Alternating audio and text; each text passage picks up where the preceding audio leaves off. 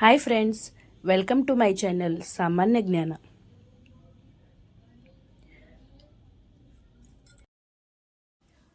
ಹೊಸ ವರ್ಷದ ಹೊಸ ಹಬ್ಬ ಸಂಕ್ರಾಂತಿ. ಸರ್ವರಿಗೂ ಸಂಕ್ರಾಂತಿ ಹಬ್ಬದ ಹಾರ್ದಿಕ ಶುಭಾಶಯಗಳು.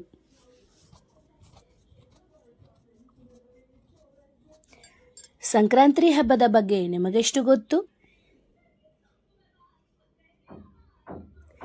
ಸಂಕ್ರಾಂತಿ ಹಬ್ಬದ ಕೆಲವು ವಿಶೇಷ ಮಾಹಿತಿಗಳನ್ನು ತಿಳಿಯೋಣ ಬನ್ನಿ.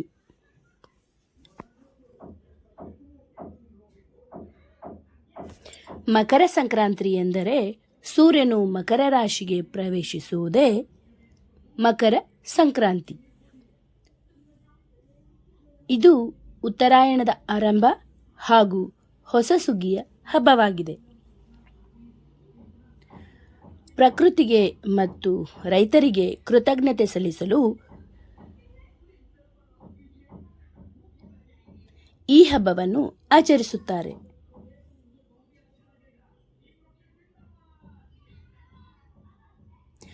ಸೂರ್ಯದೇವನ ಆರಾಧನೆ ಮಾಡಿ ಹೊಸ ಬಟ್ಟೆಗಳನ್ನು ಧರಿಸಿ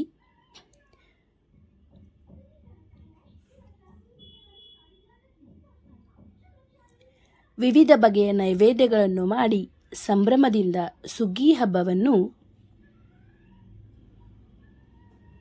ಕರ್ನಾಟಕದಲ್ಲಿ ಆಚರಿಸುತ್ತಾರೆ.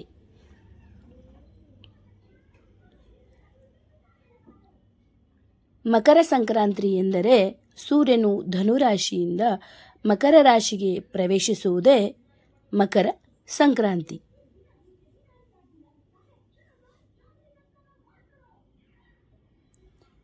ಇದು ದಕ್ಷಿಣಾಯಣದ ಅಂತ್ಯ ಮತ್ತು ಉತ್ತರಾಯಣದ ಪ್ರಾರಂಭ.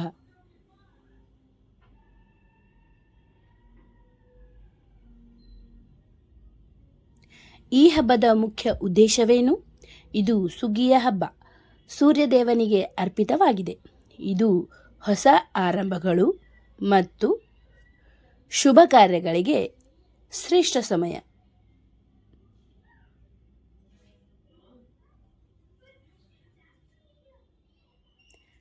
ಕರ್ನಾಟಕದಲ್ಲಿ ಮಕರ ಸಂಕ್ರಾಂತಿಯನ್ನು ಹೇಗೆ ಆಚರಿಸುತ್ತಾರೆ? ಮಕ್ಕಳು ಹೊಸ ಬಟ್ಟೆ ಧರಿಸಿ ಸಿಹಿ ತಿಂಡಿಗಳನ್ನು ತಯಾರಿಸಿ, ಅಂದರೆ ಗರಿ, ಎಳ್ಳು, ಬೆಲ್ಲ, ಅರಳು, ಹಿರಿಯರು ನಮಸ್ಕರಿಸಿ ನೆರೆಹೊರೆಯವರಿಗೆ ಹಂಚುತ್ತಾರೆ.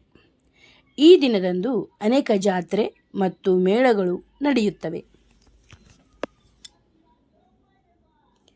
ಬೇರೆ ರಾಜ್ಯಗಳಲ್ಲಿ ಇದನ್ನು ಏನೆಂದು ಕರೆಯುತ್ತಾರೆ?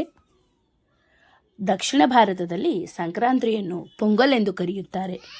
ಪಂಜಾಬ್ನಲ್ಲಿ ಮಾಗಿ ಎಂದು, ಗುಜರಾತ್ನಲ್ಲಿ ಉತ್ತರಾಯಣ, ಗಾಳಿಪಟ ಹಾರಿಸುವುದು, ಅಸ್ಸಾಂನಲ್ಲಿ ಭೋಗಾಲಿ ಬಿಹು ಎಂದು ಕರೆಯುತ್ತಾರೆ. ಈ ಹಬ್ಬದ ಧಾರ್ಮಿಕ ಮಹತ್ವವೇನು? ಗಂಗಾ ಸ್ನಾನದಂತಹ ಪುಣ್ಯ ಸ್ನಾನಗಳು ಪಾಪಗಳನ್ನು ಕಳೆದು ಪುನೀತಗೊಳಿಸುತ್ತವೆ ಎಂಬ ನಂಬಿಕೆ ಇದೆ.